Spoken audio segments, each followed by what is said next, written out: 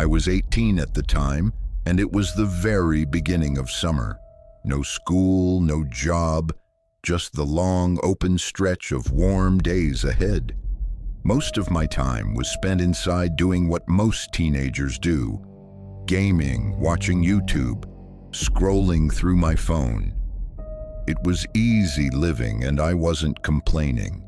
My parents had gone out of town for a few days, which wasn't unusual. They'd done it plenty of times before. Sometimes I'd have friends over. Other times I'd just enjoy the rare luxury of having the entire house to myself.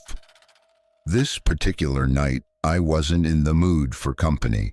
I was rewatching one of my favorite shows on Netflix, phone in hand, completely settled in for the night.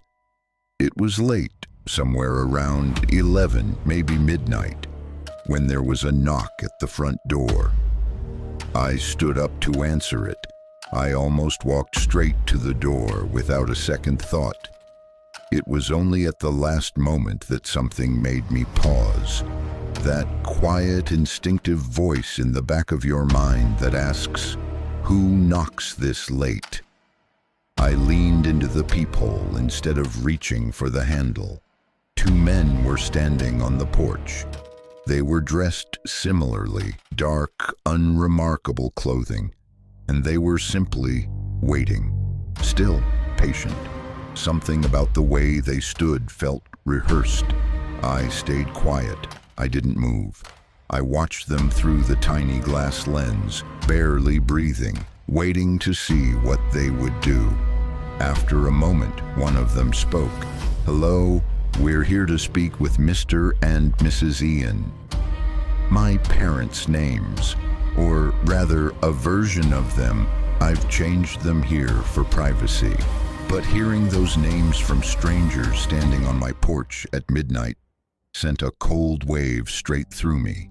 I still didn't make a sound. I don't know exactly why. Instinct, maybe. Or fear. I just knew in that moment that I didn't want them to know I was home. They waited another minute. Then they exchanged a few quiet words with each other, too low for me to make out, and stepped off the porch. The outdoor lights were off, so I couldn't follow them with my eyes. I pressed myself close to the window, watching. No headlights, no engine sound, no car pulling away from the curb. They had either parked far down the street, or they hadn't driven at all. I went back to the couch, but I left the TV on pause. I needed to hear. A few minutes passed in silence, and then footsteps, moving along the side of the house. Slow, deliberate footsteps. I ran to the back window in time to see them round the corner and let themselves through the fence into the backyard. I pulled away before they could spot me, pressing my back against the wall, heart slamming in my chest. I could hear them at the back door now, voices murmuring to each other, then the sound of something manipulating the lock. I didn't think.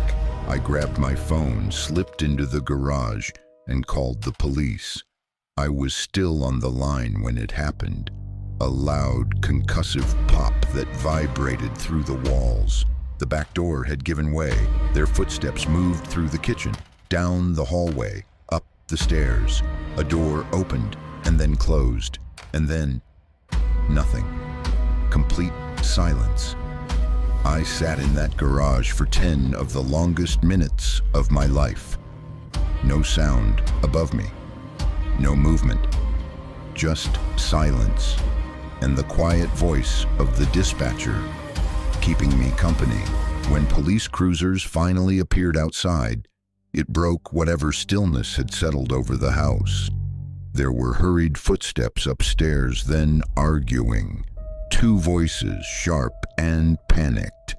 Officers entered through the back and moved up the stairs.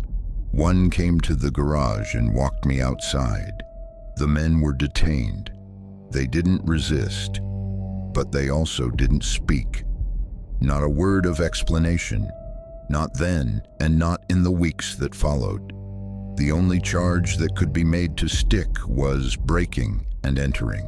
What haunts me about that night isn't just the break-in itself. It's the deliberateness of it all. They asked for my parents by name. They waited until they believed no one would answer. And when the door opened upstairs, they went straight to the bedroom. I think if I hadn't been home, or if they hadn't known I was, they would have simply waited up there until my parents came back from their trip. I still